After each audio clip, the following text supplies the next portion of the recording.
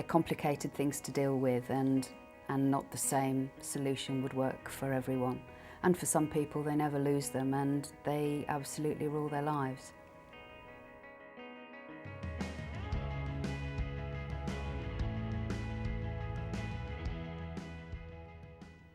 My name is Daniela Wainwright.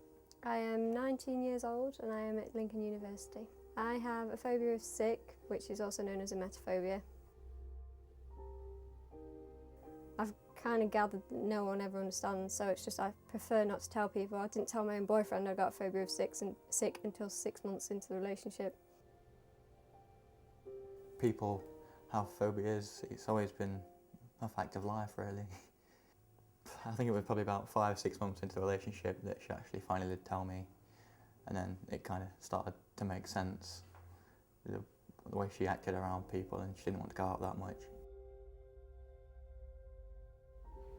Phobias can often begin when we're really quite young, and sometimes people will have phobia of something they've never even witnessed. For example, a phobia of snakes, and there's a theory that potentially that may be the child picking up the phobia from a sibling or an adult who is close to them, who has an exaggerated response to something like a snake. Maybe they're watching one on the TV or see one in a magazine, and the child picks up on that and makes it their own fear. That can be really challenging for them as they grow older. What I think caused the phobia, now this is going to sound really daft. We were at infant school and there was a guy sat opposite me chewing on his pencil. We were about 3, 4, maybe that, and he threw up all over the table and it was complete panic and chaos. Teachers screaming at us to get onto the mat and whatever and get out of the way. And I think it's that sense of panic and whatever I've always associated with sick, and I've never just been able to get rid of it because it's like that's the earliest memory I have of it, and so I think that's where it really came from, because I was assured that I was a normal child before then. Phobias can be just for a particular object. That might be a spider or a fear of water, but equally those phobias can become very complicated, and when they begin to influence how someone runs their lives, because in the fear of I'm about to be in a situation in which I'm going to be uncomfortable and I'm going to have a panic attack, what that means is they begin to structure their lives to avoid the very thing of which they're afraid, and that can be really debilitating.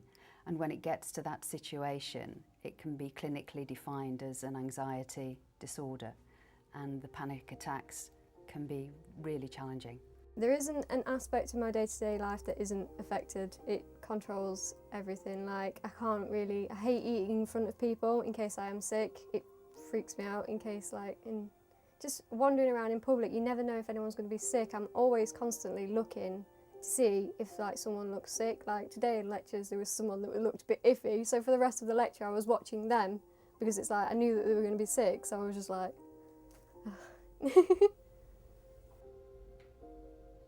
We went out for my 18th birthday, and my parents are ones to drink quite a lot, and we went out with my parents and a couple of my aunties and their husbands, and all of a sudden Daniela just started to feel really sick and got really paranoid, and she went home really early. We must have gone out at like 12 o'clock and she went out at say 2 o'clock because she wasn't very well, and then all night she was really upset because I wanted to spend time with my family because it was my 18th birthday, but I also wanted to spend time with Daniela, so I was torn between the two, and so I kept catching taxis there and back.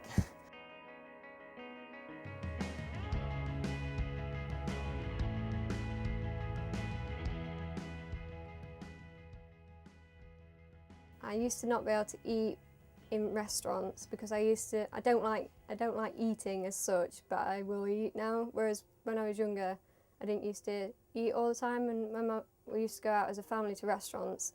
My dad used to start shouting at me because I wasn't eating my food because I was worried that I'd throw up after I'd eaten it, and he'd just be like, oh come on, everyone's looking at you, you're not eating, you're making a fool of yourself, and start screaming at me. So I don't like going to restaurants for that sort of thing, and it's just I can't go out I do go out occasionally, but I will only go out if my boyfriend's there with me, because then I know we can go home.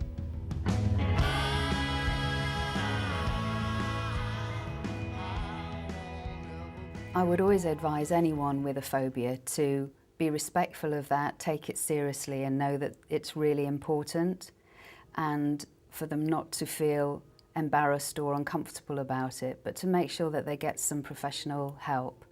That could be through hypnotherapy or neuro-linguistic programming, but in fact the clinicians would say you need to go to someone like a cognitive behavioural therapist, and if the anxiety is extreme, then it might even be useful to go for psychotherapy. I don't see my phobia limiting what job I want to do. At the end of the day, my phobia doesn't have a say in the matter. I want to do what I want to do. I want to be a haematologist, which has got nothing to do with sick or whatever.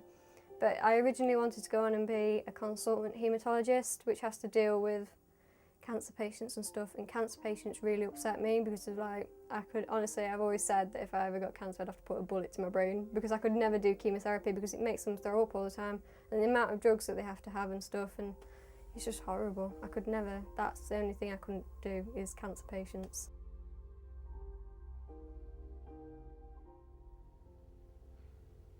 When she does have a reaction, it does scare me, but I am confident that nothing is going to happen.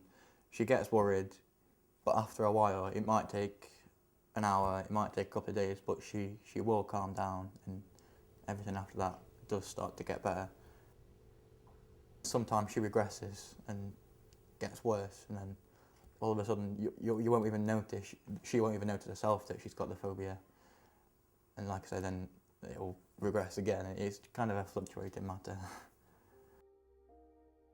I have tried all methods of help for my phobia. I've been counselling with the university, that did nothing. I've had this thing, I can't remember what it's called, but they do that in front of your eyes while you're thinking of your, because it all goes back to your root memory where the phobia comes from. And you have to think of that while they do that and try and get rid of it. That didn't work.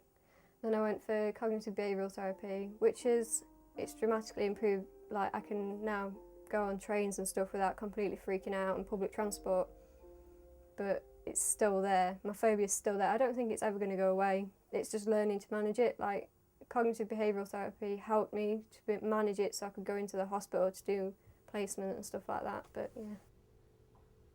Anyone who has a phobia, it's real and significant for them, so they need to feel comfortable as they can, that they're having a particular challenge, and get some help.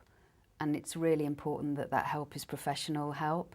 So that may be hypnotherapy or the neuro-linguistic programming support, but clinically the research that's been done would suggest that it's important that there may be some psychotherapeutic support, and a cognitive behavioural therapist would probably be ideal. We don't go out as much as we'd both like to.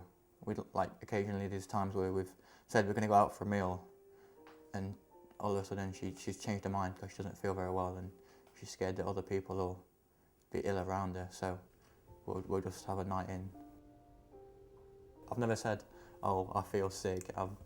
It'll come and pass, and I'll say, oh yeah, I felt sick the other day.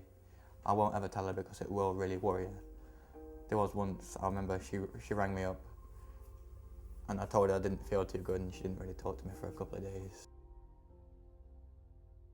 When I first came to university, it was at a peak. It really was, and it was like every night, panic attacks, not being able to sleep, not being able to eat or do anything, but it's kind of ebbed away. Now I'm used to it. I think it was the life shock of having like no one being there to look after me if I was sick and stuff like that, but it has faded away. At the moment, I honestly don't think it's ever going to be cured. I've kind of grown to accept the fact that it's always going to be there, and I'm trying to deal and come to terms with that. I honestly don't think it is. I've gone through everything and I'm always going to be this way. I think it's just part of who I am. It defines me as a person.